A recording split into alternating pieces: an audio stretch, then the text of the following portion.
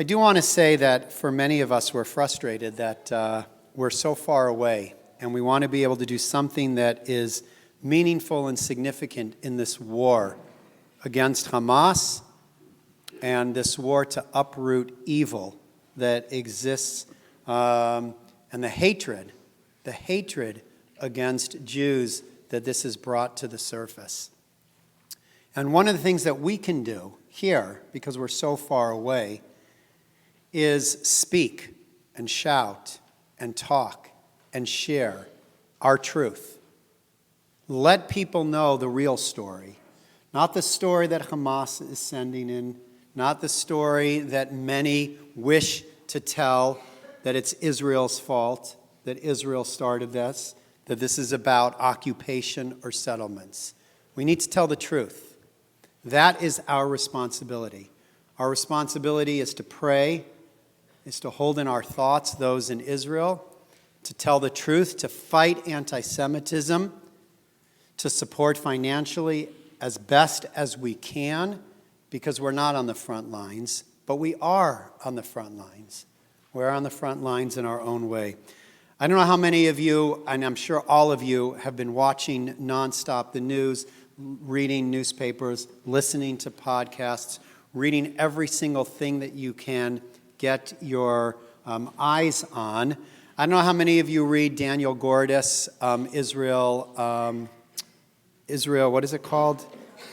Israel from the Inside, Israel from the Inside. So the other day, he tells this story. He tells many that I'm not going to share with you because they're just so graphic and there is different ages here. But I want to share with you a story that he calls a story about a dog. I've lost count of how many reporters I've seen and heard who are telling of animals that are still shuddering and shrieking, dogs that cannot be calmed, farm animals traumatized with no one there to care for them anymore. I actually saw a reporter start to cry when he described the crazed, petrified dogs that are still left behind. This morning, a brief story that was on the news, told by the reporter who witnessed it himself. The Gaza envelope, where all those kibbutzim are, is mostly a closed military area. A week later, the IDF isn't certain that there are not terrorists there, and of course there's rocket fire and bodies and worse, so civilians can't get in. A car pulled up to a military checkpoint, and the driver in his 30s told the soldier guarding the checkpoint that he and his wife, who was sitting beside him, were going back to their kibbutz to look for their dog. The soldier told them that it was a closed area and he couldn't let them in. The driver explained that they were among the few survivors. They had nothing and just wanted to get the dog. The soldier said he was sorry, but he couldn't let them in. The wife burst out sobbing.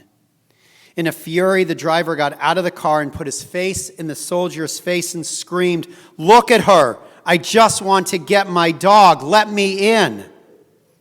The soldier, just a kid, put his hand on the guy's shoulder and said, "All of our hearts go out to you for what you went through.